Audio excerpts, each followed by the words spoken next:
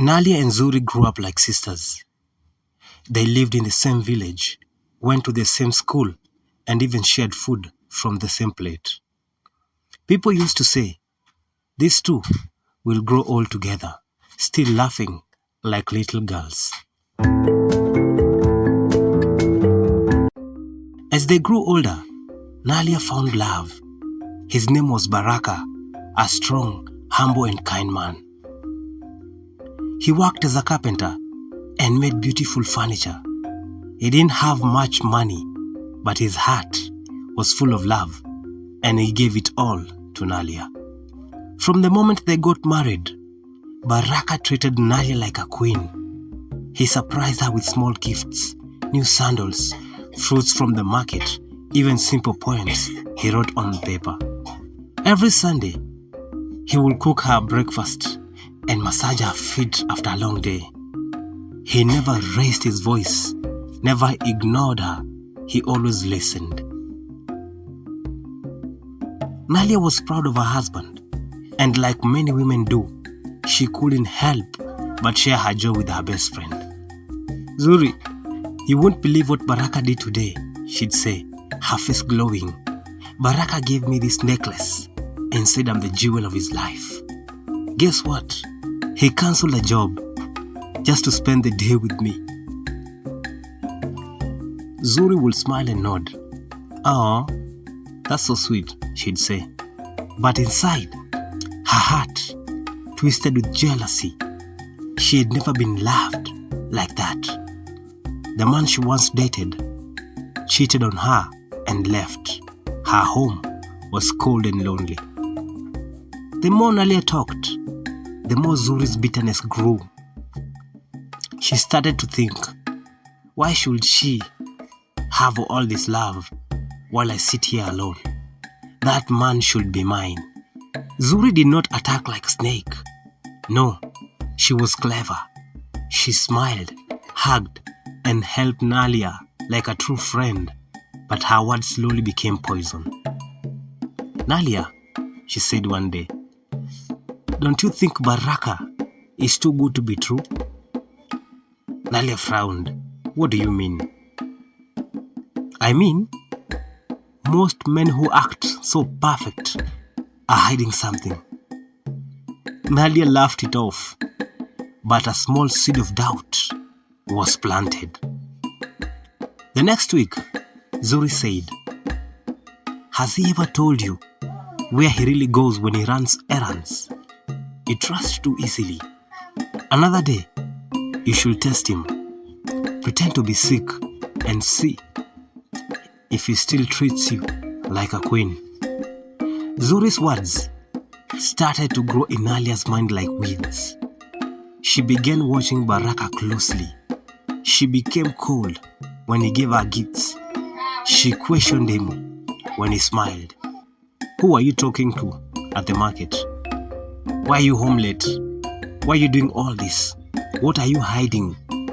Baraka was confused and hurt. Nalia, I've always loved you. What's going on? But Nalia didn't trust him anymore. While Nalia was fighting her husband at home, Zuri was pretending to be his friend. One evening, she visited Baraka saying, I am worried about Nalia. She's not herself. I think she's under stress. I can help. Baraka, not knowing the trap, welcomed her. She began visiting often, bringing food and acting kind. Nalia didn't notice. She was too angry and distracted. The arguments grew worse. One day, in a burst of anger, she shouted, I don't want you anymore. Leave. Baraka, heartbroken, packed his clothes and left. The next week, Zuri disappeared from the village too. Rumors began to spread. One woman from the next village said she saw Zuri and Baraka holding hands at a riverbank. Another said Zuri introduced Baraka as a new partner. Nalia didn't believe it until she saw a photo posted by a distant cousin. It showed Baraka and Zuri standing outside the house, smiling. Zuri wore the necklace Baraka once gave her. Nalia's heart shattered. She ran to the old market woman who knew everyone's business. The old woman sighed deeply.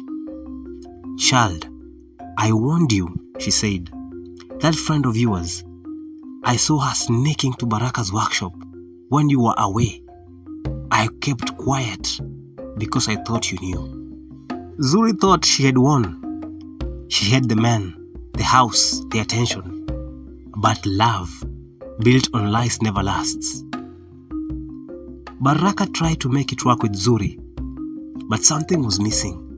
Her laughter felt fake, her touch cold. There was no peace in the house.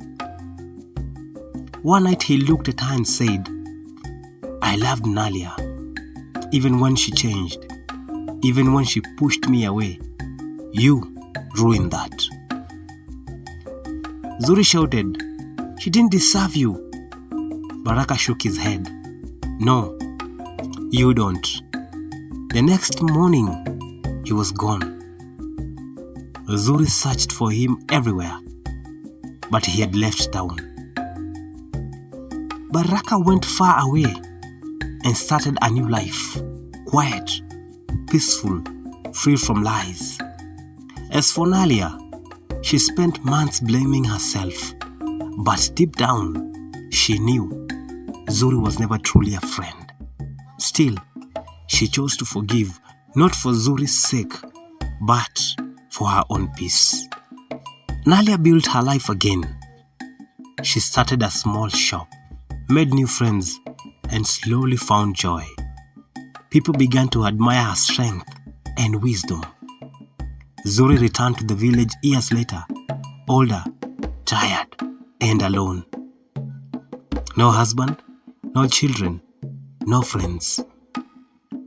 She tried to speak to Nalia, but Nalia only said, "I wish you peace, Zuri, but I cannot trust a snake, even if it sheds its skin." Not every smile is genuine. Some people come close only to destroy what you have.